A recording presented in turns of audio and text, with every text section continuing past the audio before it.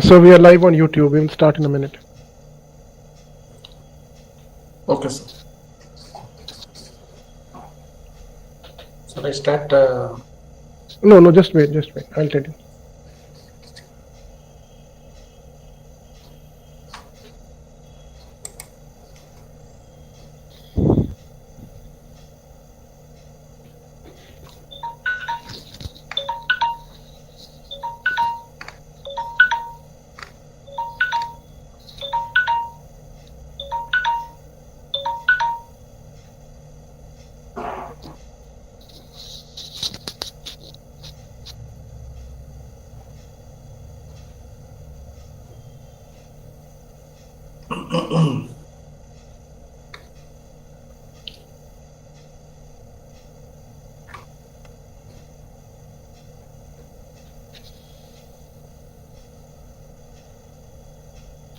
Good evening, everybody. Welcome to this evening episode of Pursue. This is Pursue 18D, and which is Hematology, Malignant, Lymphoid, and Plasmacytic diseases. We are streaming live from AIIMS Bhubaneswar via Kolkata. A very important topic and a very renowned hematopathologist to talk on that topic. The topic of the day is hairy cell leukemia and large granular lymphocytic leukemia. And to talk on that, we have Dr. Somanath Padhi, who is an MD. Presently is an associate professor in the Department of Pathology and Laboratory Medicine, AIIMS Bhubaneswar, with 15 years of post-MD teaching. He is a life member of Indian Association of Hematology and Blood Transfusion, Indian Association of Pathology and Microbiology, and the reputed Indian Myeloma academic group. His areas of interest is hematopathology and lymphoreticular pathology, pathology of the bone marrow, plasma cell, myeloma, hemophagocytic, lymphohistiocytic syndromes, and leukemic cytogenetics. He has more than 50 publications in national and international index journals and has the honor of authoring 3 book chapters. Before I ask Dr. Somanath Padhi to start, let me request all of you to keep your mic muted, your camera off, and please do not share your screen. We are live on YouTube. Sir, please share your screen and let us start. Just press that arrow and yeah.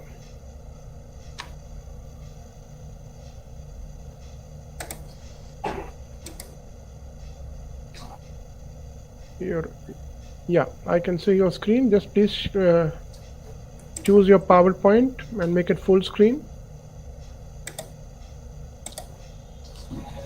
And press that hide thing. Yeah, fine, good to go. Thank you. Thank you so much, Dr. Said Nadeem sir, for this wonderful opportunity. Professor Dr. Deepak Misra sir and my eminent mentors in Indian hematology as well as pathology, and for this giving this fantastic opportunities. First time in my life to present on an academic forum of such an important national and international repute. Before I start, I must say, wish you a very happy and prosperous New Year 2022, and to all of you, my esteemed teachers, my dear colleagues, residents, clinical colleagues who are listening to me today. Thank you so much for joining. And before I start, I will say that I have selected this. This topic is of interest to me specifically. And since we all are living in this COVID era, so I thought of selecting a diagram of which is not really COVID, because COVID is also spiky, and we are today dealing with some cell which is also having a lot of spikes, but not spikes, that call as hairs on it. So this is what we're talking to on this hairy cell leukemia. And so I will be speaking on this following headings. Just I'll start with an historical perspective of this hairy cell leukemia. I'll introduce to this topic and what is the cellular origin of and the pathogenesis of this morphological changes in the lymphoid cells so that it becomes an hairy cell. What happens in the genetic level? What is the genomic alteration and pathobiology that is very characteristic of this such a wonderful disease that fascinate most of the hematopathologists and pathologists throughout clinicians also. And the morphological approach that is most characteristic, most catchy, and that is even much more fascinating for us hematopathologists. The immunophenotypic characteristics keeps the morphologist at a bay, and what are these aberrances that keeps us in challenge, that pose a lot of challenges for this diagnostic challenges for us, the unusual presentations that can also be more interesting. What is the recent update and advances that is happening around in this hairy cell leukemia biology? And I will I will summarize before concluding. And then I will, of course, switch over to a topic on large granular lymphocytic leukemias. So I have decided that I will divide my topic to over a maximum 1 hour and 15 minutes. I think that will be fine for all of us. And so this journal, this was the first published paper on this entity, which was at that time it was called as leukemic reticuloendotheliosis. And since 1923, there are some scattered sporadic reports. But Edward was the first to describe this case of leukemia, which was characterized by hyperplasia of the reticulum tissues in the blood-forming organs, with the appearance of something called as reticuloendothelial cells in the bloodstream. And at the time, he termed this condition called as leucemia reticuloendotheliose, as other histiocytic leukemia, histioleucemia, reticulosis, malignant reticulosis, malignant leukemic reticulohistiocytes, and so many like things. But nowadays, this terminology has been obsolete, and this pioneer article was published in the issue of 1958, issue of July issue of Blood Journal, the Journal of Hematology at that time. And the authors in this paper, they described some 26 cases of this reticuloendotheliosis, with 21 males and 5 females, from the Department of Hematology at Ohio State University at United States over there during a period of 8 years, and with a detailed follow-up data. I have just summarized their presentation of this case, their series in 1958, and the most common presentations of the patients were generalized weakness and easy fatigability, which was most common. Almost all patients presented with that symptoms and signs. And splenomegaly was present in 96% of all these cases. And interestingly, this painful infarcts, splenic infarcts, which was, and there was some episodes of exacerbation as well as relapse and remissions were also there. Spleen size was gradually increasing and decreasing. And 2 of the patients presented with hemoperitoneum because of splenic rupture, and there was 20% patient had hemorrhagic diathesis. They had cytopenias, which was more of an anemia, which is more common than leukopenia, as well as thrombocytopenia. Infection occurred in a significant proportion of nearly 58% of patients who had pneumonia, as well as a very high degree of fever, and 6 patients present with CUM-positive autoimmune hemolytic anemias. And what we are experiencing today was they also experienced long back, that 77%, 20 out of 26% of these cases, 20 out of 26 cases, they had a very difficult bone marrow aspirate, and the morphology, and these authors, they performed multiple and yet unsuccessful attempts from multiple anatomic sites to obtain a bone marrow aspirate and biopsy. They have tried from iliac crest, bilateral iliac crest, from the vertebral spine, from this anterior iliac spine, even from the sternum, multiple sites, but that was the unsuccessful. And they described something called as, at that time, was reticulum cells in the peripheral blood. So, and what they described was, this is what they call is a reticulum cell, and you can see that this is a supravital stain of the peripheral blood film, which was seen under phase contrast microscope. This two left-hand panels are phase contrast microscope, whereas the right-hand side is your scanning electron microscopy. And they also did the staining called as Janus green to demonstrate these mitochondria, which are knob-like structures around the nucleus, that black dots, which are inside the cytoplasm. And the authors described the cells, they have some sort of a lace-like cytoplasmic projections, and also had some sort of a vacuoles, cytoplasmic vacuoles. Nucleus was eccentrically placed, which has a spongy nuclear chromatin. They have a smooth, distinct nuclear membrane, not much conspicuous nucleoli. And on scanning electron microscopy, it was what they said, that some pseudopod-like projections, cytoplasmic projections. and which was also very much highlighting this knob-like perinuclear distribution of this mitochondria. And this is and they call this term, they use the term called as reticulum cells. So, what exactly is this hairy cell leukemia? This hairy cell leukemia is which was reticular endotheliosis of the past, is now hairy cell leukemia. Is a distinct but rare, low-grade chronic lymphoproliferative neoplasm of mature and post-germinal center B lymphoid cells, generally involving this bone marrow, peripheral blood, and spleen. And this, the characteristic triad of this presentation of this hairy cell leukemia is pancytopenia, which is in presence of an hypercellular but yet a fibrotic bone marrow, and there is also presence of splenomegaly, which is a characteristic sign of this disease. This disease comprises 2 to 3% of all lymphoid leukemias, and there is a more of a male predominance both in Asian as well as Western population. Data is same. It is more common in the Caucasians and then this Asian population, and this population in Western countries is around 0.3 to per 1 lakh population in things, whereas though we do not have an exact data the prevalence of same in this Indian subcontinent, but the 3 major institutes of India like CMC Vellore has reported 79 cases in 16 years from 2001 to 17.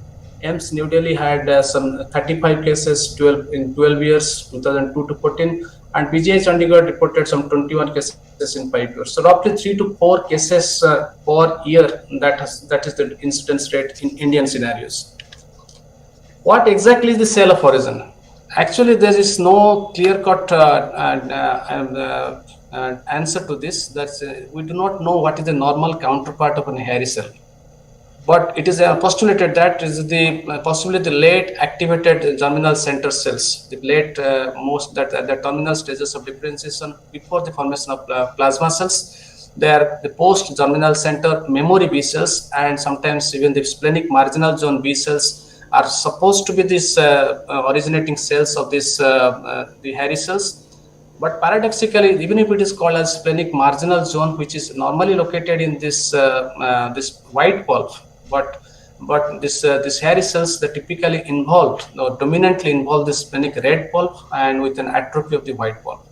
And also to add to this, the evidence that supports this theory of post-germinal center origin is the DNA methylation and mutation profiling of immunoglobulin heavy chain studies have supported that they are most likely from the post-germinal center origins. Now, how does a post-germinal center memory B cell becomes a hairy cell? What happens? There is that we all know this is what is the landmark paper that was published in New England Journal of Medicine in 2011, and that said that this is the chromosome number 7. We also know that this is chromosome 7, and this is the long arm of chromosome 7.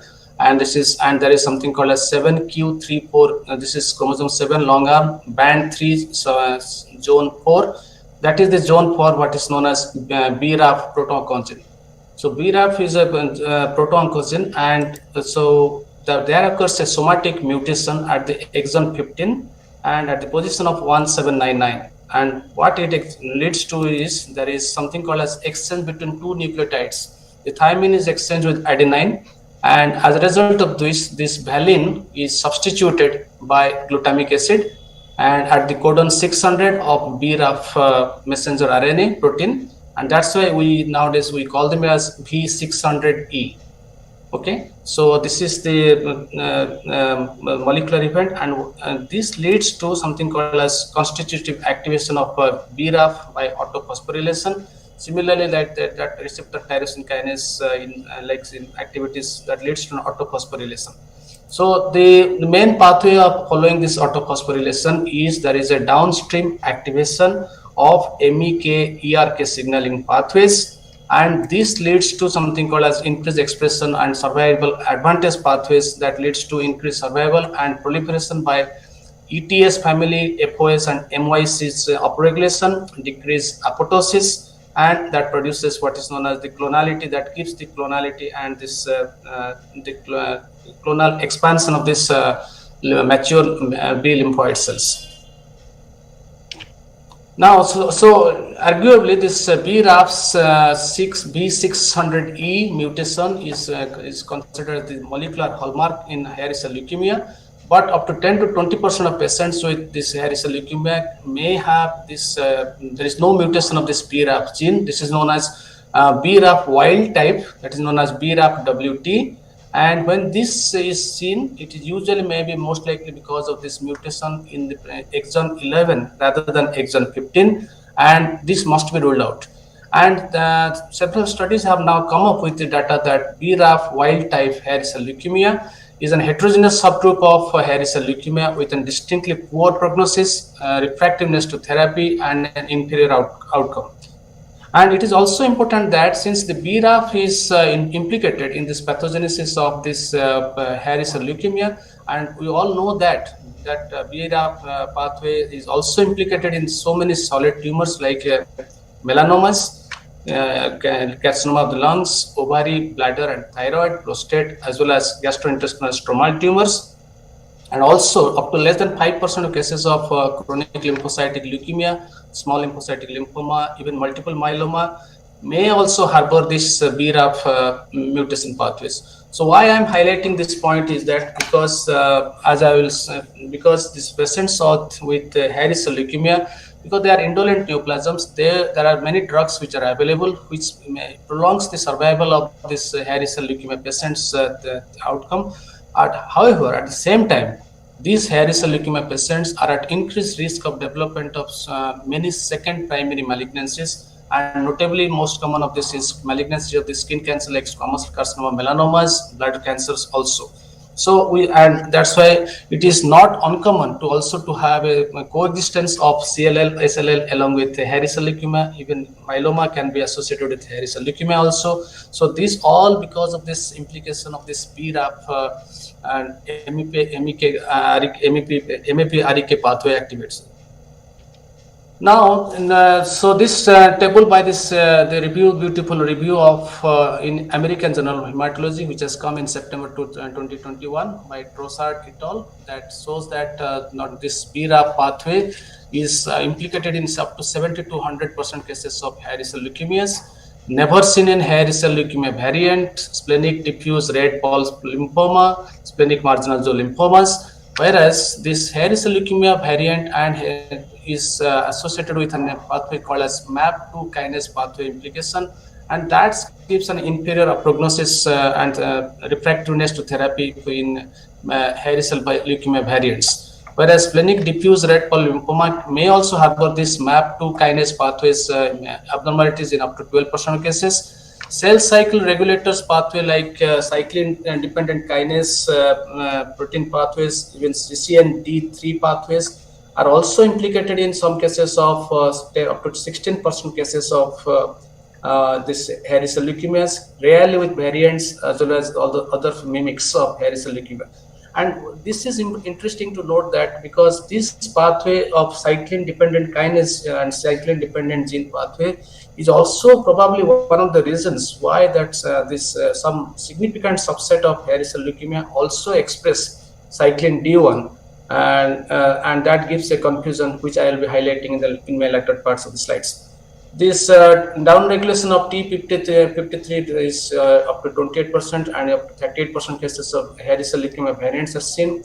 Epigenetic alteration like DNA or methylation pathways are also implicated to a very high proportion of patients with hairy cell leukemia variants. And Notch pathway and B-core pathway are also some of these secondary pathways which are also implicated, but more common in the mimics of hairy cell leukemia rather than in hairy cell leukemias. Now, this diagram tells us the most of this pathophysiologic pathway of what hairy cell does. A post-germinal center memory B cells once because of somatic hypermutation and this BRAF activation, once it becomes the hairy cell. This is what is a typical hairy cell, and what it does is that this hairy cells express something called as this B cell receptor. Of course, that will be because this is a B cell neoplasm, that is fine. But it also expresses something called as chemokines, the chemokines CXCR4 as well as CXCL12, which are also implicated. and this stimulates the BTK and PKC beta pathways and all these chemokines. And also, this another interesting part is that these hairy cells, they express a lot of integrin molecules. Integrin alpha 4 beta 1 is known as VLF4, and integrin alpha B beta 3 or CD51. And these integrins are essential for these three important reasons. These integrins, they play a vital role in this homing mechanism of these hairy cells to the bone marrow, because these integrins, they bind to this fibronectin and vitronectin in this bone marrow stromal microenvironment. That helps these cells to reside inside the bone marrow environment. Extracellular matrix interaction is essential because of these integrins. These integrins are also they bind to this something called as V-camp adhesion molecules, and they also bind, which are expressed in the bone marrow stromal cells.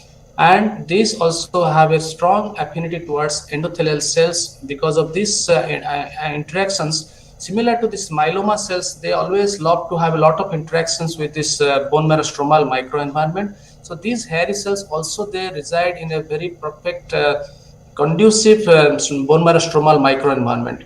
And also these hairy cells, they bind this also express CD40, which binds to CD40 ligand on the T cells.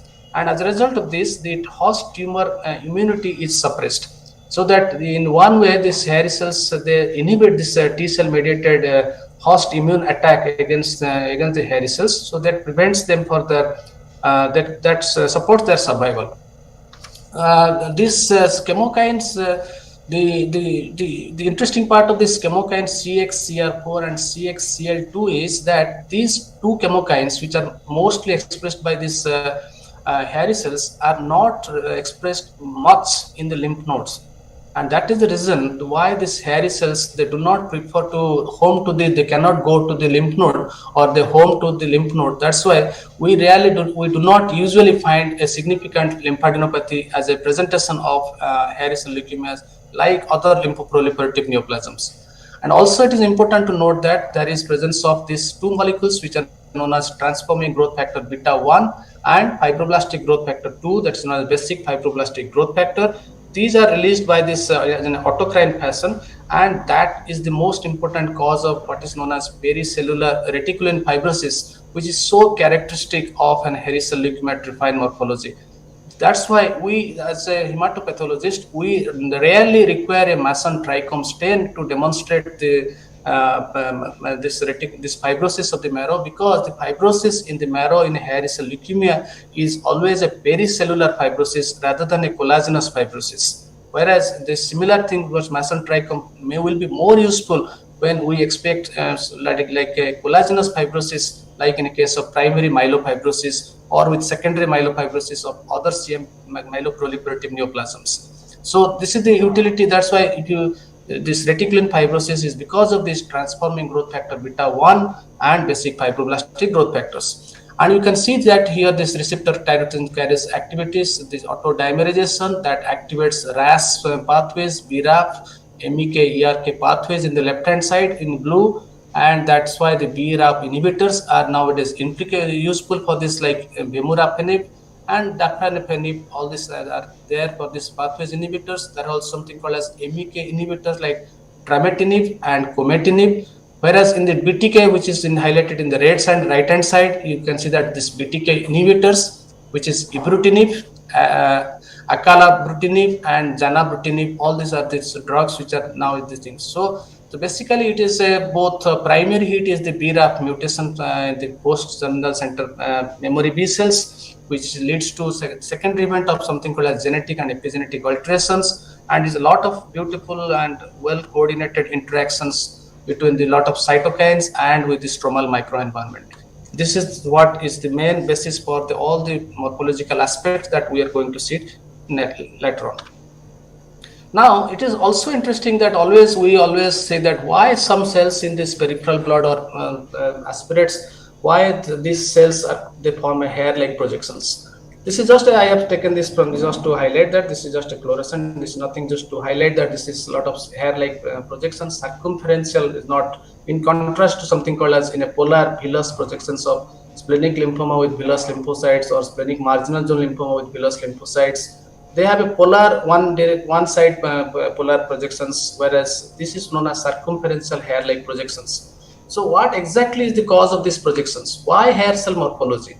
So this BRAF V600E mutation pathway, and that leads to there's a lot of intracytoplasmic changes. There is overexpression of cytoskeletal components such as actins, intracellular phosphoproteins, members of the Rho family of small GTPase involved in active cytoskeleton organizations. All this accumulates and inside the cytoplasm, and that gives to like this type. What this 1958 blood article said, that there is something called as lace-like cytoplasmic projections, and that was also proven by the electron microscopic evidences. The more evidence is that why this is that because it's in vitro, when these hairy cells, they're exposed to this BRAF inhibitors. So what exactly happens is there is again marked dephosphorylation occurs in the downstream pathways, and that leads to a silencing of this RAS, RAF, MEK, ERK pathways, and loss of this HCL, this hairy cell leukemia specific gene expression profile signature happens, and that reverses the morphology of the hair cell to just a smooth muscle cells. This is in vitro studies, and that leads to more quick apoptosis. So all these findings of in vitro studies supports that it is because of this accumulation of all these filaments and different molecules that gives rise to what is known as a hairy cell morphology. Also, the possible accumulation of this beta-catenin, intracytoplasmic beta-catenin, also possibly is implicated as a cause of this hairy cell morphology. Now, with all these backgrounds of the hairy cells, as a pathologist, hematologist, hematopathologist, we are more fascinated to see under microscope. Okay, this diagram that is I have taken from the International Journal of Lab Hematology 2018, that beautifully depicts the diverse population of the lymphoid cells that can be seen in a peripheral smear, which we need to always examine with utmost meticulousness. Okay, peripheral smear is the cheapest, it is the most vital part of an hematological evaluation, and it forms the bread and butter also. So as you can all see here, that in the left hand, the first panel is this left hand corner is a normal mature small lymphocyte, which is a normal component, and similar size or maybe slightly increased of same morphology is the chronic lymphocytic leukemia cells, CLL cell, and you can see the right hand side is the kind of splenic marginal zone lymphoma, where you can see that in only one direction there are some sort of bulbous villus like projections, pili-like projections of splenic marginal zone lymphoma with villus lymphocytes, whereas mantle cell lymphoma cells can have a diverse morphological appearance. They can be mature lymphocytic-like, they can have a nucleus with a grooved nuclei with a mature morphological look, or they can even have a blastered look of inappropriate age. Whereas the classical center one in the second row is the typical circumferential fine hair-like projections of hairy cells. Follicular lymphoma, as we all know, that presents with a deep indented centrocyte like known as buttock cells in the peripheral smear, and the prolymphocytes, they are larger cells which are having a moderate to abundant amphiphilic cytoplasm, and they have a single central nucleolus, which is a case of a prolymphocyte, and which are seen in a case of CLL or CLL in progress into CLL-PL or prolymphocytes. This middle one in the third panel is this large granular lymphocytes, T granular lymphocytes, which I am going to discuss more in the latter part of my talk. And the typical and deeply indented cerebriform appearance of the nuclei with moderate cytoplasm is the typical Sézary cell. And the blast cells of acute lymphoblastic lymphoma leukemias are high invice ratio, multiple nucleoli, all these things. The plasma cells rarely seen in the peripheral smear, but of course, when in case of multiple myeloma, there can be spillage of plasma cells, or in a case of plasma cell leukemia, we can see these plasma cells. And the last but not the least is the right lower corner, the cell of known as the virusocytes or the activated or the reactive lymphocytes of infectious mononucleosis. So all these features are why I am talking about this, is that of all these things, of all these lymphocytes in the peripheral smear, only two lymphoid cells, which one is splenic marginal zone lymphoma with villus lymphocyte and a hairy cell leukemia. These two lymphocytes in peripheral smear is associated with a significant splenomegaly. Hairy cell leukemia and splenic marginal zone lymphoma typically we expect a significant splenomegaly as an important clinical sign. We must not forget this clinical sign while interpreting a peripheral smear also. Whereas CLL patients may have the class, it may be absolutely asymptomatic, but typically presents with lymphadenopathy. Splenomegaly can be seen, but not necessarily. Mantle cell lymphoma, this follicular lymphoma, they present with bulky abdominal lymph nodes, epitrochlear lymph nodes, cervical lymphadenopathy that dominates the clinical presentation than a spleen. Whereas Sézary syndrome is mostly characteristic is there should be some cutaneous lesions, erythroderma, nodular lesions, psoriasiform lesions, licheniform lesions that dominates the picture. Whereas plasma cell leukemia is, we all know that these plasma cells are, because of the CRAB criteria, all those features we need to correlate, and this pro-lymphocytic as a part. So we must understand that splenomegaly is present in two important conditions of hairy cell and splenic marginal zone lymphomas. But splenic marginal zone lymphomas are usually present, they are not cytopenic, rather they present with leukocytosis, with absolute lymphocytosis, whereas hairy cell leukemia presents with cytopenia.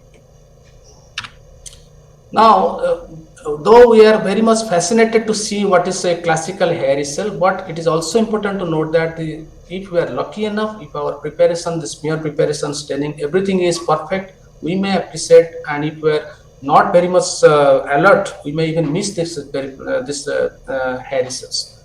Though hairy cells, circulating hairy cells are seen in up to 95% of cases of classical hairy cell leukemia, but it may be also missed also to an inexperienced or even an experienced person because of the different lab related staining issues, all these things, we may not find these things. But so that's why it is the international consensus is that the bone marrow triphyine morphology is always very much characteristic and very much useful in assessing the burden of disease and depicting the typical morphology. And as we all know that bone marrow aspirate is also most of the times it is a typical aspirate, scant, hemodiluted. And if you are lucky enough, that aspirate may be useful for flow cytometry also. But this is what is the left hand side. This is one of our classical cases. You can see the typical diffuse pattern of infiltrate of a small to intermediate size lymphoid cells, which are widely spaced. They have a distinct cell border. They have moderate to abundant amount of cytoplasm, central to eccentric, round to slightly indented nucleus, smooth nuclear contour, no nucleolus, no large cell transformation. This gives a typical fried egg appearance. You can see that this is the fried egg central, and that egg yolk and surrounded by this white. This is typical fried egg appearance, and that produces that reticulin, extensive reticulin fibrosis. And this is what is an annexin A1, which is the most specific immunohistochemical marker to demonstrate the presence of this hairy cells. So this is a classical presentation of an hairy cell leukemia on triphyine biopsy. But the key message I would like to highlight that from the key message that we should not forget from the triphyine immunohistochemistry in hairy cell leukemia is that annexin A1 is the most specific marker of hairy cells. Okay, this is not expressed in any other B cell lymphoma other than hairy cell leukemia. And it is, and if something which is neoplastic, which is annexin A1 positive, that means it is hairy cell leukemia, not any mimics of hairy cell, like variant hairy cell is ruled out, splenic marginal zone lymphoma is ruled out, and splenic diffuse red pulp lymphoma is also ruled out. So that is the significance of any tricky situations. If a flow cytometry, when it's not very conclusive, there is a confusing or something we'll discuss now, that the triphyine immunohistochemistry with annexin A1 in a CD20 positive lymphoid infiltrate is sufficient, and it confirms the diagnosis that it is hairy cell leukemia. However, it is also important to remember that annexin A1 has a lot of internal controls in the bone marrow triphyine. This is expressed in maturing myeloid cells as well as subset of T lymphocytes. That's why interpretation of annexin A1 requires in presence of a CD20 positive cells. So no one should interpret annexin A1 positivity in the absence of CD20 immunohistochemistry markers. Those CD20 positive cells should be interpreted whether they are annexin A1 positive or they are not positive. And this is the reason.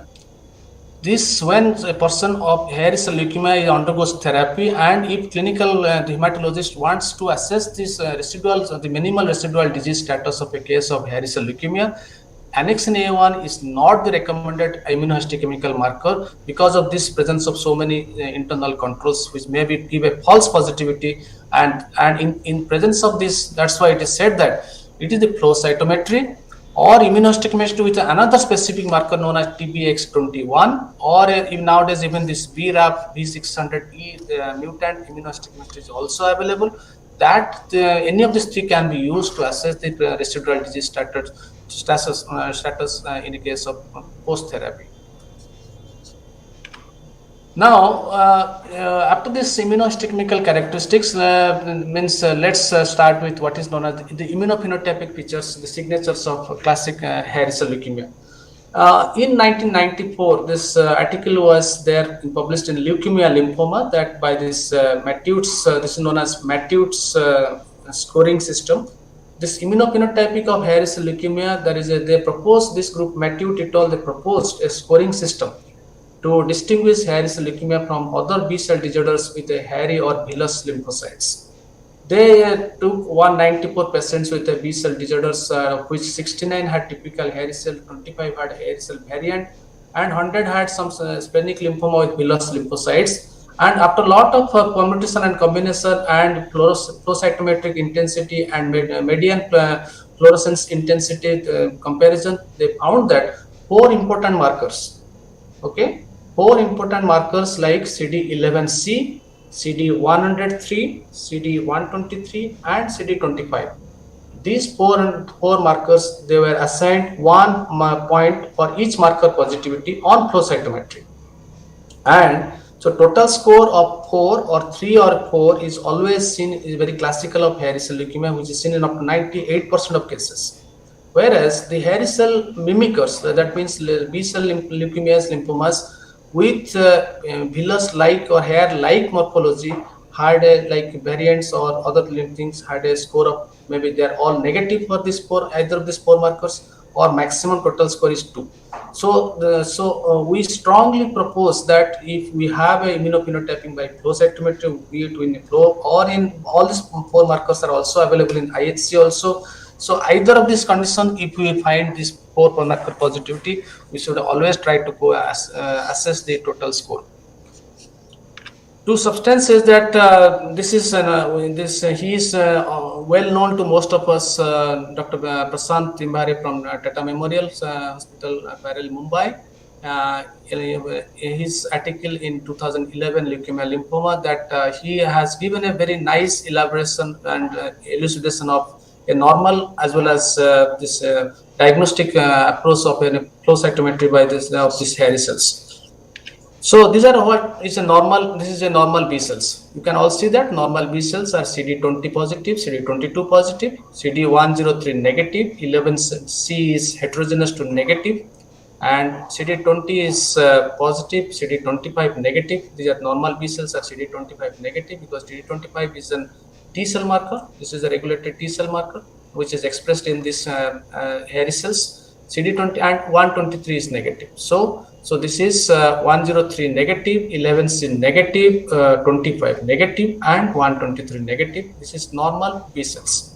Whereas in comparison, this hairy cell leukemias, they are 20 and 22. Of course, they are negative, they are positive because they are B cells, but they are strongly positive for CD103, CD11C, CD25 as well as CD123. That means all the four markers are positive, so total score is 4. Hence, the diagnosis of hairy cell leukemia is confirmed with 100% specificity. And in contrast, a hairy cell leukemia variant has 103 is positive, 11C is positive, but 103 is not, it's like a plus minus type. CD25 is negative, whereas CD123 is negative. So it gives a score of this one only. So it is not hairy cell leukemia, it is a hairy cell leukemia variant. And last but not the least, it is the splenic lymphoma villus lymphocyte, which is positive for CD20 and CD22. 103 is negative, 11C is also heterogeneous, and so 25 is negative, 123 is negative. So all these things are, and there are some studies which says that splenic marginal zone lymphoma, they express CD11C, CD22, CD76, CD38, and CD27. And these markers are expression by splenic marginal zone lymphoma is useful for differentiating it from splenic red pulp lymphoma. Now, coming to this next, to substances this further these things that this article, this in cytometry B clinical cytometry 2019 paper that by this Salem et al. And they have compared 58 hairy cell leukemia patients with 25 hairy cell leukemia variant cases. And what they have found is that they have compared the median fluorescence intensity by flow cytometry between these two subgroups. And you can see that in the box plot diagram, you can see that there is CD43 is strongly expressed. This median intensity of this CD43 is significantly higher than variant hairy cell. Whereas the CD81 is more stronger expression of CD81 is seen in hairy cell leukemia variant. CD81 is almost negative in hairy cell leukemia, or they're just very weak expression. Similarly, CD79B is a very higher intensity in a hairy cell classical, whereas a heterogeneous wide expression range of CD79B from almost 400 to a wide range of in hairy cell variant leukemia. And CD200 has the very high median fluorescence intensity in classic hairy cell leukemia, whereas this is low or negative or weak in a case of variant leukemia. This is the comparison, and this is the corroborative flow scatter plot diagrams of the both. In the upper row is a classical hairy cell leukemia. The lower row is what is your lower panel is hairy cell leukemia variant. The green ones are the T lymphocytes. These purple ones are the residual B lymphocytes, and the cells of interest are this red population, which is CD19 positive, strong CD43 positive, the classical hairy cells, whereas CD43 is very weak in variant hairy cell. CD81 is almost negative in a case of classical hairy cells, very strong expression in a variant hairy cell. 79B is strong expression in a case of classical hairy cell, negative in a case of variant hairy cell. And CD200 has a very strong expression, strong, or you can say that bright expression in a case of classical hairy cell, and it is negative in a case of variant hairy cell. So this diagram, this table is there in most of the textbooks, journals, everything. This again from the cytometry journal 2014. And among all CLPDs, chronic lymphoproliferative neoplasms, CLL, mantle cell lymphoma, follicular lymphoma, marginal zone lymphomas, hairy cell variants, Waldenstrom's lymphoplasmacytic lymphoma, B prolymphocytic leukemias. Among all these low-grade lymphoproliferative neoplasms, hairy cell leukemia has the highest degree of CD20 expression. Most bright expression of CD200 is seen in a case of hairy cell leukemia. And also, it is also important to note that if we are finding that CD38 expression is seen in a case of hairy cell leukemic cells, that gives an worst prognostic outcomes. So CD38 expression should also be carefully located there, because many tubes may have centers, they also may have to rule to this lymphoplasmacytic lymphoma. CD38 may be there. So if hairy cell leukemia cells that are expressing CD38, that means that this gives a protection against apoptosis. That means this is a survival advantage, and it is a marker of poor prognosis. Now, these are the all common, after we all know that the classical presentation of hairy cells and this morphology is these things, but classical things are not always classical. We always do not come across with classical presentations. So this, we begin with something called as immunophenotypic variations in the case of hairy cell leukemia. This original article in American Journal of Clinical Pathology 2006. And let me just go through with that some cases, interesting cases. This a case of hairy cell leukemia, the CD19 gated population, CD19, which is positive for CD20 as well. They are lambda lights and restricted. CD103 is negative in this case. Very nice expression of CD11C as well as CD25. So this is a classic case of hairy cell leukemia with a score of total score of 3, because CD103 is negative. So this is a case of CD103 negative classic hairy cell leukemia. And this second one is 103 positive, 19 positive, 11C is positive, and 19 positive, 25 positive, but there is a strong expression of CD23, which is normally not described in a case of hairy cell leukemia. So there is an aberrant expression of CD23, which is seen in this particular case of classic score 4, immunological score 4, immunological score 4, hairy cell leukemia, CD23 co-expression. And this is the third panel that shows that 103 is positive, 19 positive, 11C is positive, 25 is positive, and there is a co-expression of CD10. Okay, so there is a CD10 which is also being co-expressed, and that might create a confusion in a classical case of hairy cell leukemia. And this last, the fourth photograph, we can see here that there is a 103 and CD19 gated population, 103 positive, 11C strong positive, and CD25 is negative. So this is a CD25 negative classical hairy cell leukemia, and these authors have reviewed this the 12 cases of with different aspirate specimens from the bone marrow, peripheral blood, and splenic aspirates as well. Many were lambda light and restricted, and there was only one case, as I saw in the left hand panel, was CD25 negative. 11C was expressed uniformly in all cases. That's why CD11C as well as CD103 are considered as screening markers for hairy cell leukemia. Okay, CD11C and CD103 are considered as screening markers of hairy cell leukemia. If you want to do that, some of the cells are positive for these things. So first thing is, so in IHC, that has to be 11C has to be there, 103 also should be there, and same also is in the case of flow cytometry. But what was most interesting in this case was not a single case showed any aberrant expression of CD5. There was no expression of CD5, whereas a significantly higher proportion of patients with 95% of cells, 82% had this CD10 expression as well as CD23 expression. So the literature says that this CD10, CD23 co-expression in a classical hairy cell may be seen in up to 20% of cases of classical hairy cell leukemias, whereas the CD5 expression is seen in up to 2 to 3% of cases, what the Western data suggest. Whereas this interesting case report with a systematic, with a proper review of all the case things by this Dharmendra Jain from All India Institute of Medical Sciences, New Delhi, and they have described a case of CD5 positive hairy cell leukemia with a review of 26 cases reported till 2016. This article was published in 2016, and what they have reviewed that at that time they did most of the cases they did not have this annexin A1 immunohistochemistry in the trifine.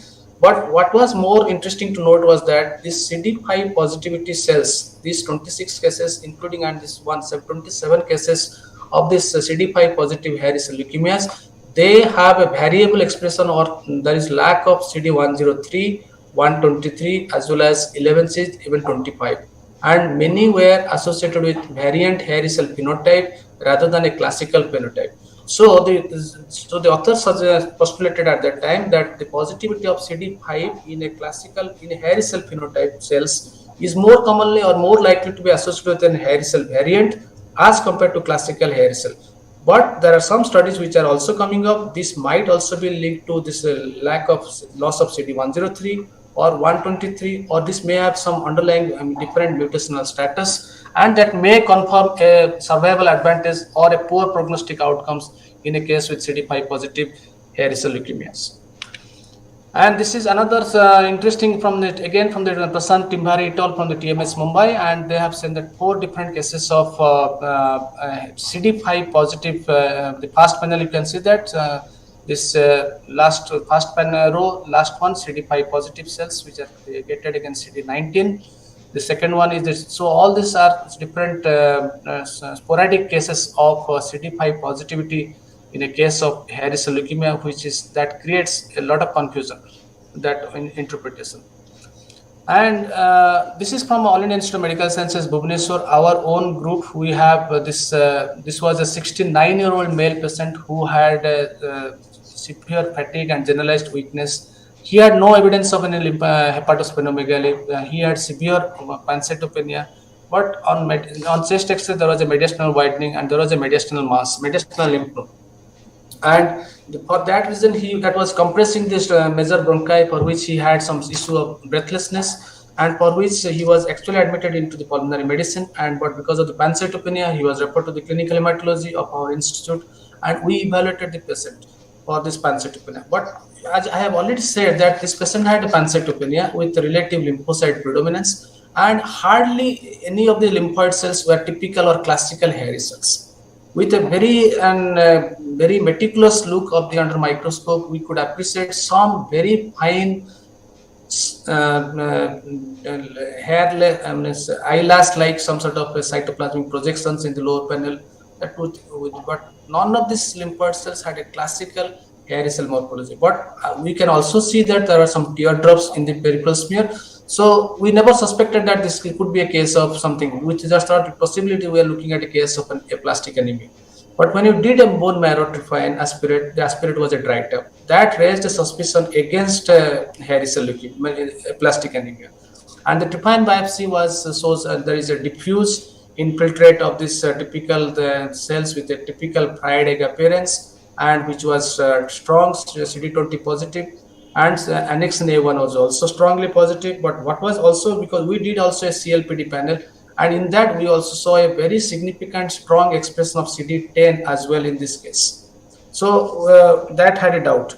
But and also when we did a flow cytometry of this case from the whatever aspirate we did, repeat bone marrow aspirate, we had strong CD123 expression, CD25 expression, CD11 expression, 103 expression. So score is 4. So it is a classic hairy cell leukemia. Also, it has a strong CD200 expression, but also there was a heterogeneous expression subset of was also CD23 positive.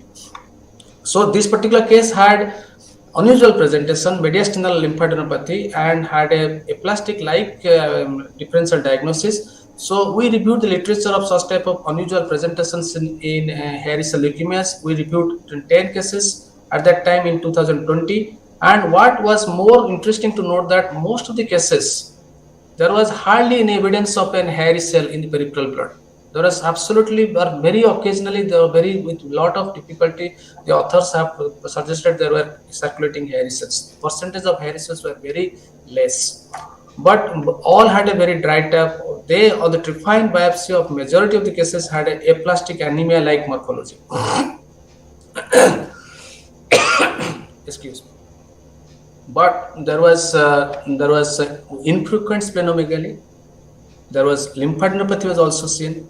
Some of the cases had also occurred in the breast, scalpes, as well as presented with pathological fracture. Skeletal lesions were there. Hairy cell morphology in the PS was uncommon, but bone marrow tryphin showed focal fried egg appearance, not diffuse, and there was reticulin fibrosis.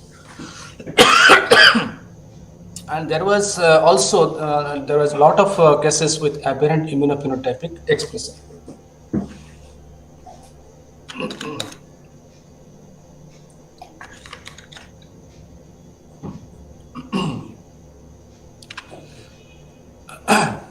So this is another interesting aspect of hairy cell leukemia. This recently we published in Indian Journal of Medical and Pediatric Oncology of our 7 cases of in the last 5 years, which were annexin A1 positive proven and the classical morphology of fried egg appearance, and we can appreciate that there is a presence of cyclin D1 positivity in 2 of the 7 cases.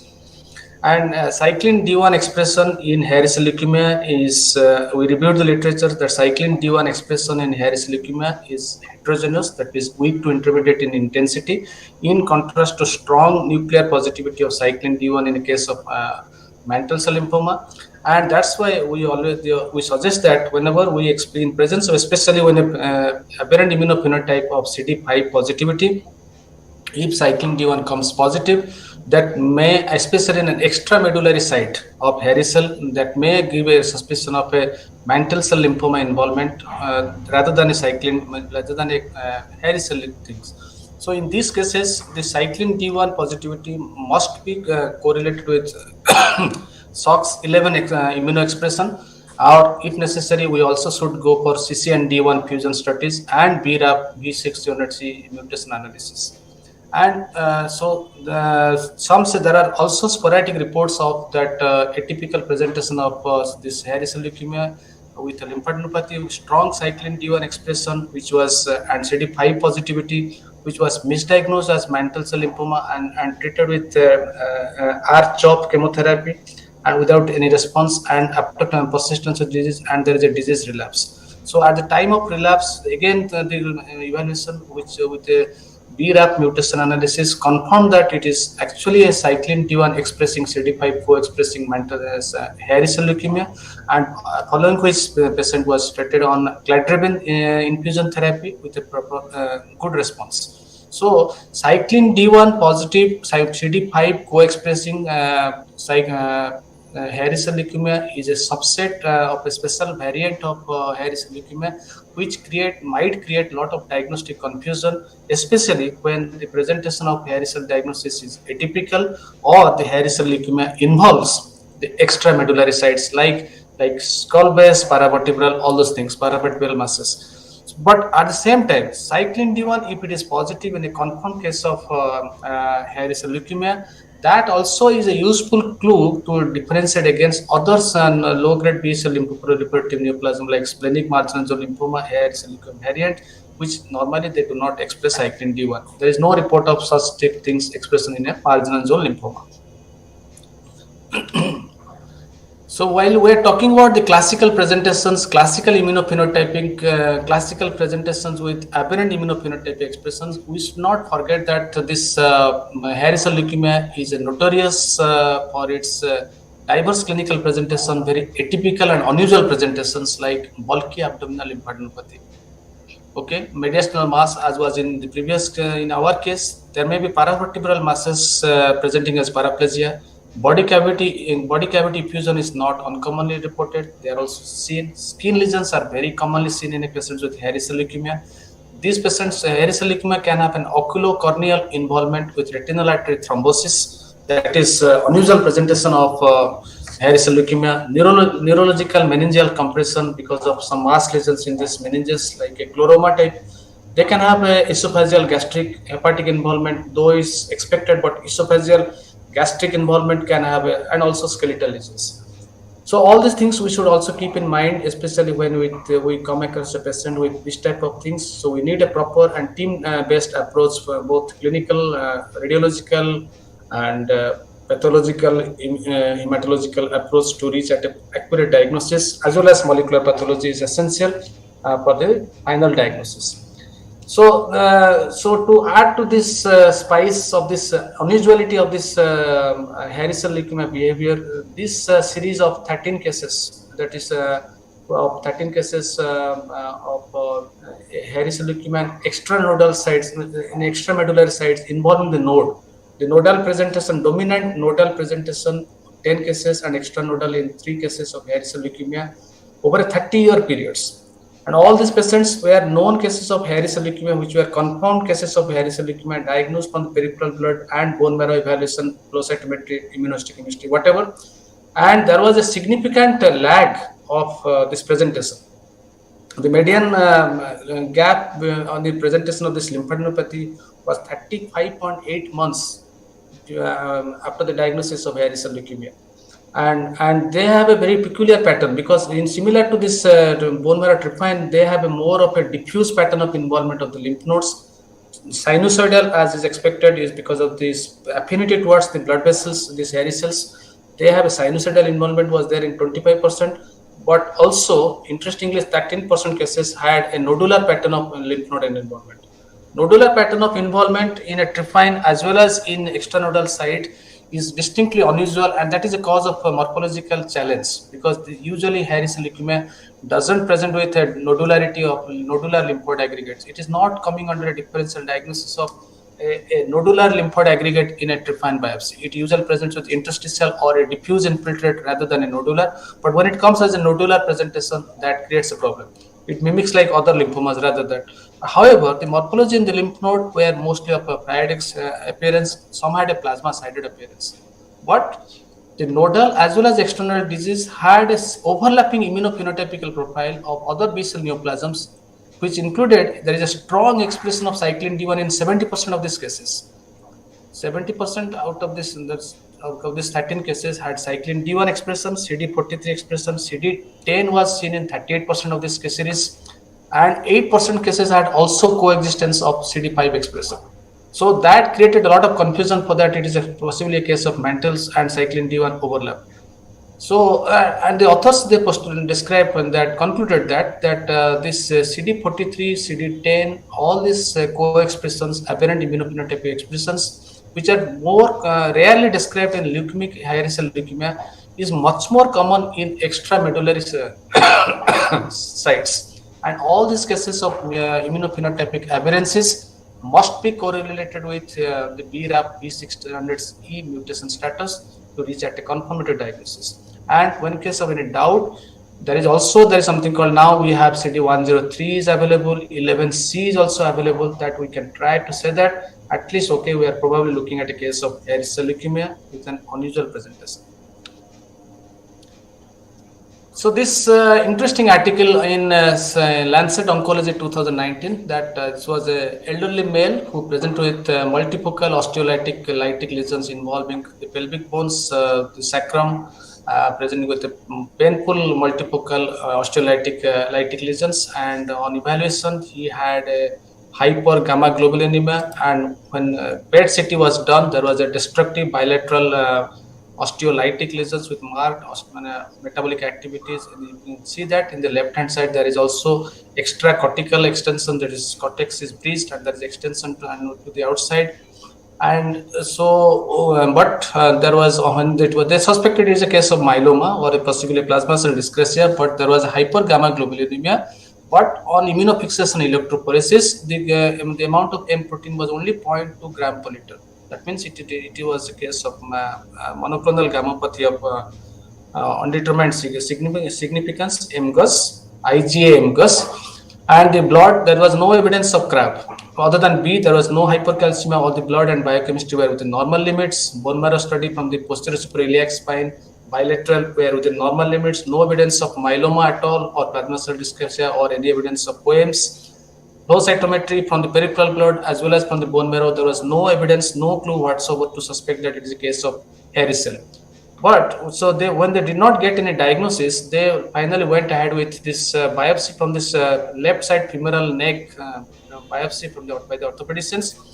And on this morphology of this neck biopsy, there is a diffuse sheets of these cells which are strongly positive for annexin A1 and CD20, thus confirming the diagnosis that this is actually a case of hairy cell leukemia present with destructive osteolytic bone lesions in the multifocal sites.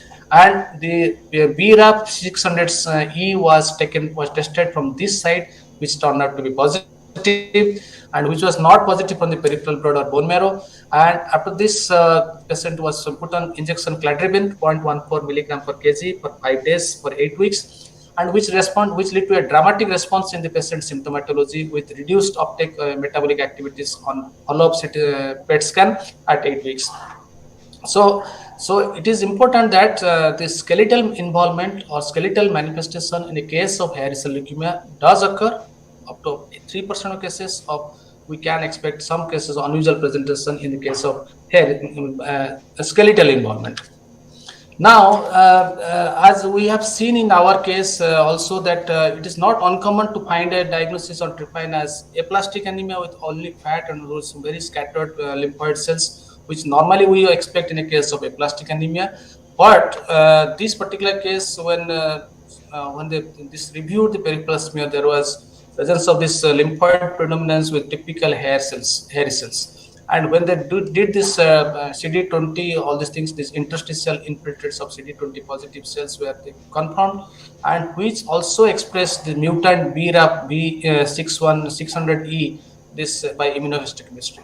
Thus, it confirmed that it is a case, actually, it's not a case of aplastic anemia. It is actually a case of hairy cell leukemia, which is presenting like aplastic anemia-like presentation, and which was all confirmed with a flow cytometry of the bone marrow aspirate of the lymphoid cells, CD19, CD20 positive lymphoid cells, this 47.36%, this red population, and which is strongly positive for CD25 and 103. Thus, everything confirmed that it is a case of a classic hairy cell leukemia with an unusual morphological presentation mimicking as aplastic anemia. We never expect that this is an exceptional. This is what literature says, that this is called exceptional case report. This is not called as rare case report. That is called as exceptionally exceptional case reports. That hairy cell leukemia is a disease of the adult to elderly patients does occur. Also, full credit to the authors who suspected this case as hairy cell in a child, in a 16-year-old boy who presented with isolated thrombocytopenia with relative lymphoid predominance. Personally, I would have, or we would have considered this case of possibly a ITP maybe would have been our suspicion, or maybe something things, but we would have never thought in the line of hairy cell. But this patient had no hepatosplenomegaly or lymphadenopathy, and there was no biochemical abnormalities, and but there was 17% atypical lymphocytes with hair-like projections. Hats off to the authors who could pick up such type of hair-like projection in a 16-year-old boy and thinking that it could be hairy cell leukemia. And bone marrow was done that showed CD19, 20, 22, FMC7 expression, as well as expression of 103 and 11C. And they did a molecular analysis for BRAF, which came as strongly positive, and that confirms the diagnosis that hairy cell leukemia, that all rare of the rare things does occur in a, even exceptionally, and this in a pediatric as well. So pediatric hairy cell leukemia, I don't know when we can diagnose such type of cases. So cutaneous manifestations, there is very peculiar presentations of hairy cell leukemias. This article in Annals of Hematology, recent article in 2021, that leukemia cutis, because these hairy cells, because of this CLA and CCR4 receptors, the chemokine receptors, these hairy cells interact with E-selectin and this CCL17 on the dermal post-capillary venules. That's why they have also a tendency to home towards the epidermis and dermis, and they present as a leukemia cutis. But histologically proven cases of leukemia cutis in hairy cell leukemias are rarely reported. Even this cutaneous skin biopsies rarely shows a positive diagnosis. The diagnostic yield from a skin biopsy is very minimal in a case of leukemia cutis in a hairy cell leukemia. Secondary skin neoplasms, I have mentioned melanoma, non-melanoma skin cancers, like because of the BRAF pathways, and all this have a activated RAS mutations, so they have a bad prognostic things. Even the BRAF inhibition to the inhibitor therapy also leads to activation of this MIKEY signaling pathways, that also is leading to more chance of development of squamous cell carcinoma and melanoma. Also, there is increased prevalence of cutaneous T-cell lymphomas in patients with hairy cell leukemias. They can also have a reactive polyclonal T-cell lymphocytosis, which mimics Sézary syndrome. There are many vasculitic syndromes which may be associated, and in fact, they may precede the diagnosis of hairy cell leukemia. So the cutaneous manifestations should not be overlooked in the case of suspected hairy cell leukemia, because they may precede the actual diagnosis of hairy cell leukemia. It is called as leukocytoclastic vasculitis, polyarteritis nodosa. Paraneoplastic vasculitis can be the initial manifestations of hairy cell leukemia. They can have a neutrophilic dermatosis and infections, last but not the different, all sort of infections. These patients are at risk because of neutropenia. And it is all, remember that infections are the most common cause of morbidity and mortality in hairy cell leukemia patients. So risk stratification in hairy cell leukemia is bad prognostic parameters. We have splenomegaly and leukocytosis with more than 5 into 10 to 9 hairy cells in the peripheral blood, high beta-2 microglobulin 2 times above the normal limit, increased LDH, CD38 co-expression, unmuted, or this is known as wild type immunoglobulin variant things. Wild type has more bad prognosis. And BH434 positive hairy cell sequence, they also have a high disease burden at the time of diagnosis, poor response to standard therapy, shorter overall survival, and absence of BRAFs, V61s under the mutations. So, I'm not a clinician. I should not speak much about the clinical management aspect. This is just a thing that this is the latest guideline of the American Journal of Hematology that says that hairy cell leukemia variant first line therapy, and if the patient is asymptomatic, just watch and wait. Wait and watch strategy without any active intervention is what is recommended. Only in symptomatic patients, there is something called as spurin nucleoside analogs inhibitors, or cladribine plus rituximab. And those which are the variant, which are relapse or refractory, they can have clinical trials. All these things, new drugs are come, ibrutinib, venetoclax, ibrutinib, all these things. And Splenic diffuse red pulp cell lymphoma is splenectomy is the treatment of choice, and other cell cycle inhibitors, that is all under trial management. So to summarize my talk on hairy cell, that this is the central cell of today's interest about things, and this hairy cell is actually a result of muted BRAF B600 mutation in the late germinal centers memory B cells. That gives rise to a clonal B cell neoplasm, which has a typical hairy cell morphology because of these intermediate filaments, row family of proteins, and beta-catenin accumulation in the cytoplasm. And these hairy cells, because of lot of integrins, and they have expression of integrins, matrix metalloprotein inhibitors, and they have a special predilection for this or homing towards different organs, like especially the bone marrow and the splenic red pulp, as well as in the skin. There is a down regulation of some chemokine receptors, and in the lymph node, for which lymphadenopathy is not a feature of or is an unusual presentation of hairy cell. And this expression of autocrine mechanism of fibroblastic growth factor transforming growth factor beta produces typical pericellular reticular fibrosis, in contrast to this collagenous fibrosis of other mesenteric positive collagenous fibrosis. Monocytopenia is because of tumor necrosis factor alpha released by these hairy cells. There is this same tumor necrosis factor alpha as well as TGF beta. They suppress trilineage, normal trilineage hematopoiesis producing the pancytopenia.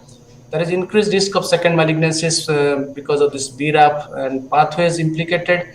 There is a lot of morphological and immunophenotypic aberrancies that we have already discussed, and that always keeps challenge, they throw challenge on this diagnosis of both flow cytometrist as well as hematopathologist. So we always need to be aware of the aberrancies. There is something called as VCAM interactions, so with this blood vessel endothelial interaction that produces a pseudosinus formation, especially seen in splenic red pulp. There is presence of a lot of red cell, the blood leg formation that occurs in spleen, and there is a possible phenotypic role of a phagocytosis because of the expression of annexin A1. Because these all summarizes with this therapy, not this just minus therapy, summarizes this. The typical the hairy cell leukemia things. Now, so this I would like to share this thing that those who are interested, this is an excellent article which has come, annual clinical updates in hematological malignancies, hairy cell leukemia 2022, update on diagnosis, risk stratification and treatment by this Javier Trossard. Yes, this group has and Cornet. So this is an interesting, very useful article which has helped me a lot in understanding this hairy cell leukemia biology. Just to have a next 10 minutes maximum, 10 to 15 minutes, I would like to just quickly go through this large granular lymphocytic leukemia. And before I start that, this is an example of what is known as a large granular lymphocytic leukemia. As the name suggests, this is a large cell which is up to 15 to 18 micron in diameter, and which has a nucleus which is central to eccentrically placed, which has a dense chromatin, mature looking chromatin, no nucleoli, and there is moderate to abundant amount of pale basophilic cytoplasm, and this contains, for which the name is, there are a lot of azurophilic granules, and this azurophilic, because of this name is large granular lymphocytic leukemia. And so first described in 1985, this is a rare chronic mature lymphoproliferative disorders of the T cells and natural killer cells lineage. So we are switching over from a B cell to a T cell which is mature, and the incidence is 2 to 5% in the Western population, and all the T cell neoplasms lesions are more common, relatively more common in Asian continent. They are 5 to 6% Asian continent. There is no gender predilection. This occurs equally in males and females, and majority of the cases are actually indolent. They are called as T large granular lymphocytic, or they may be called as something called as chronic NK cell natural killer cell lymphocytosis that occurs in up to less than 10% of cases. However, so there is a change in terminology, and this is in the 2017. There is a evolution in this classification system of the WHO World Health Organization 2001 mature NKT and NK cell T and NK cell neoplasms, and it was, you can see here that the T cell large granular cell lymphocytic leukemia that has remained constant. Whereas the aggressive NK cell leukemia, there has been a change in the terminologies. In 2001, it was aggressive NK cell leukemia. In 2008, WHO, It was chronic lymphoproliferative disorders of NK cells, aggressive NK cell leukemia. Two subtypes was formulated in 2008. In 2016, WHO, there is something called as aggressive NK cell leukemia, chronic lymphoproliferative disorders of the NK natural killer cells, and with a modification, new subtypes recognized with clinico-pathological manifestation, because this type of disorders have a peculiar association, which I am coming next. And there is something called as STAT3 and STAT5B mutations in a subset. This comes under subset classification of NK cell, and this latter is that is STAT5B mutation is associated with a more clinically aggressive disease. Overall, this aggressive NK cell leukemia, that though it is mostly seen in Asian patients, and it is associated with EBV, and this occurs in younger individuals, and this is a more propensity for chemotherapy resistance and refractoriness, and it is universally fatal, and because of this refractoriness to this chemotherapy, this aggressive NK cell leukemia. So this clinical biological behavior of this large granular lymphocytic leukemia is quite diverse, and though this in contrast to an hairy cell leukemias, this occurs over a relatively wider age range group, though the median age is more than 50 years for large granular lymphocytic leukemia, but up to 25% cases occurs in less than 50 years also. So this does tend to occur in a younger population also. We can expect this type of lesion in younger age group. Fatigue and B symptoms are not that common. Up to 20% of cases they are reported. Splenomegaly is up to 50%. Lymphadenopathy is rare, like hairy cell leukemia. Neutropenia associated in a manifestation like oral or oropharyngeal infections, fever, and this is more common in these conditions. That in fact there may be this initial manifestation of this type of lesions. But interesting thing is that this condition is associated with an autoimmune cytopenias in the form of autoimmune hemolytic anemia, ITP, immune thrombocytopenic purpura, Evans syndrome combined autoimmune hemolytic anemia and immune thrombocytopenic purpura, Evans, or even pure red cell aplasia, PRC. And 30% of patients are transfusion dependent anemia, and lymphocytosis in large granular lymphocytic leukemia can reach up to 6,000 per cubic millimeter, 6 into 10 to 9 per liter. And there is up to 70% of patients have a significantly raised beta 2 microglobulin. And more important feature of association is that 60% had a associated rheumatoid arthritis factor, RA factor is positive, 40% is anti-nuclear antibody positive, and polyclonal hypergammaglobulinemia is more common. And this group of lesions are more commonly associated with very autoimmune diseases. Most common of this is rheumatoid arthritis. And also, interesting, though it is a T cell lesion, NK cell lesion, but they are also associated with even this MDS, paroxysmal nocturnal hemoglobinuria, aplastic anemias, as well as myeloid malignancies, and even B cell lymphoproliferative neoplasm like hairy cell leukemia. So, a B cell lymphoma leukemia is associated with a large granular lymphocytic leukemia. This is the funniest part of this biological association of this group of lesions. So the mechanism of this pathophysiology of this condition is that there is a close interaction between different things. But there is a chronic inflammation, there is a state of chronic inflammation, there is a state of autoimmunity, there is B cell malignancy, lymphoid malignancies, AML, as well as myelodysplastic syndrome, as well as some viral infections and some unknown factors. All this, there is a close interplay of this type of interaction that lead to some stimulation, something called as leads to something called as antigenic stimulation of effector memory cytotoxic T cells. Hairy cell was post-germinal center memory B cells, whereas this is stimulation of effector memory cytotoxic T cells. I repeat, cytotoxic T cells, not the helper T cells. So these are actually cytotoxic T cells, and that leads to something called as activation of this Janus activating kinase STAT3 pathway, and this gives rise to more activation of something called as survival advantage pathway. There is a resistance to the fast ligand mediated apoptosis. So there is resistance to the apoptosis, that is more survival. Also RAS, RAP, MIKEY, ARK pathway activation, nuclear factor kappa beta pathways. So all these things leads to final stage of clonal lymphoproliferative neoplasm of large granular lymphocytic leukemias. So the diagnosis is that there has to be an expanded population of clonal large granular lymphocytes present in the circulating in the peripheral blood or in the bone marrow. In the bone marrow, at least 10% of these cells, clonal cells, is sufficient to call it is a large granular lymphocytic leukemia. 10% is enough.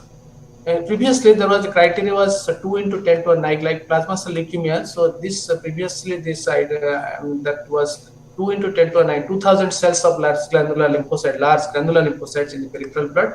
But now this cutoff has been more reduced. There is a clonal large granular lymphocytes less than 1000 also, but if it is associated with clinical manifestations like rheumatoid arthritis or cytopenia or typical morphology, it has to be considered with suspicion and further evaluated. This is the typical large granular lymphocyte in the circulating peripheral blood, and this is in the bone marrow aspirate films of a case of large granular lymphocytic leukemia. So the immunophenotypic characteristic is, as I said, it is a cytotoxic T lymphocytes. They have something called as mature post-thymic phenotype, and which is CD3 positive, TCR alpha beta positive, CD5 dim, CD8 positive, CD16 positive, 27 negative, 28 negative, and 57 positive. But if these patients have, they co-express CD56, predominantly T granular large granular lymphocytic leukemia. If it co-expresses CD56, that is an aggressive entity which is usually associated with STAT5B mutated with the worst prognosis. There are some rare sporadic reports that even the T large granular lymphocytic leukemia can have a co-expression of CD4 and CD8, and if this occurs, they never present with cytopenia, autoimmune manifestations is never seen, and they do not present with splenomegaly. Whereas the NK cell large granular lymphocytic leukemia and this NK large granular lymphocytic leukemia lymphocytosis is CD2 positive, surface CD3 negative, TCR alpha beta negative, CD8 positive, 16 positive, and 56 negative. So this is what is the feature of, you can see that this is a flow cytometric scatter plot of T large granular lymphocytic leukemia. You can see that this is CD4 positive population of cells. CD4 is this, and this is the cell of interest. Green ones are the cell of interest. That is yours CD8 positive cells, CD3 positive cells. This is green population, 66.05%, and this is expressing CD8 and CD5. Weak CD5 or dim CD5 and strong CD8. So this is example of a T large granular lymphocytic leukemia. And the lower panel is natural killer cells large granular leukemia. You have this CD3 versus, and this is negative for CD3, you can see here, and this is negative for CD4 and 8, and you have CD16 is strongly positive, okay, CD16 41%, CD5 negative, and you have CD56 variable, and CD3 negative. So all these things are that it is a NK cell origin. So personally, I have never seen a case of such entity till now. This is such a rare. Maybe we might have missed. But overall, the approach should be that what the authors have said, that when in a patient present with neutropenia-related infections and manifestations, where there is lymphocytosis, and especially if there is an autoimmune disease like rheumatoid arthritis is present and associated autoimmune manifestations, peripheral blood smear evaluation, meticulous peripheral blood smear evaluation must be done for finding of an suspicious or large granular lymphocytes, as I have described. And then we have to go for a flow cytometry to see that whether it is T or NK type. And the definitive thing has to be that there has to be a clonality has to be proven, that it is clonal or that means of T cell receptor gamma rearrangement and STAT3 mutation status as per the WHO classification. If it turns out to be polyclonal, then that means it is reactive. That means if the GN rearrangement studies are negative, then it is polyclonal T cell NK cell activation, which is most commonly likely to be post-splenectomy. Viral infections like infectious mononucleosis, CMV, HIV, and post-transplant conditions has to be most likely. If it is a gray zone, there is a borderline result of whether it is polyclonal, query-clonal, then it's a gray zone. In those cases, there is an indication of doing a bone marrow evaluation, bone marrow biopsy, where these cells are likely to be present in an interstitial or intravascular pattern, and we have to do a CD3, CD8, and granzyme and TIA1 IHC for characterization, and then we have to go for true studies for true clonal expansion. So this is with this I come to an end of this my today's presentation on hairy cell leukemia and large granular lymphocytic leukemia, and I would like to once again thank pursue this NILM's pathology lecture series, Dr. Nadeem sir, Dr. Deepak Mishra sir, and my senior colleagues, my mentors, respected faculty members, and this is where I work presently. This is the wonderful All India Institute of Medical Sciences, Bhubaneswar, during evening hours, well lighted up, and during Independence Day time, and it's fantastic to work here with so much of fabulous and wonderful colleagues. He is Dr. Gaurav, who is sitting right to me. He looks after this flow. And many of my faculty colleagues, they look after this lymph node pathology, where we always cross-talk between mantle cell or cyclin D1 positive hairy cell. And so we have a fantastic team of doctors and staffs which to support. And last but not least, it is the clinicians who always trust on us for our diagnostic approach. And we are always grateful to our patients who always inspire us, who always provide us the valuable material, they keep us throwing challenge. That's how we always learn from our patients. So it's a rich tribute to my patients, and thank you so much everyone for your patient hearing. Thank you. Thank you so much, sir. An extraordinary presentation. Very, very, very nicely done. Excellent. Brilliant presentation, both on the LGL front as well as on the hairy cell front. Very nicely presented. And we cherished your experience on the hairy cell. My God, very, very nice experience and very in-depth knowledge of hairy cell leukemia. Wonderful. And the articles which you showed us and some of the rare cases which you showed, especially the hairy cell in the child, it needs a lot of guts to diagnose that, yes. And you are right, anybody in our setup would be thinking of an IATP or something like that. That's true. Wonderful presentation, and I think everybody across who will be listening to this lecture subsequently will really benefit from this. Thank you for sharing the PDF as well as the PPT. We'll be uploading the PDF on the Google Drive. And we'll be having you again for 2 more lectures. It will be an honor to host you, sir. Wonderful presentation. Your knowledge is very good, and your presentation is super, very nicely done. Thank you so much. God bless you. Take care. Bye-bye. Thank you, sir. Thank you so much, everyone. Thank you so much. Thank you. Bye.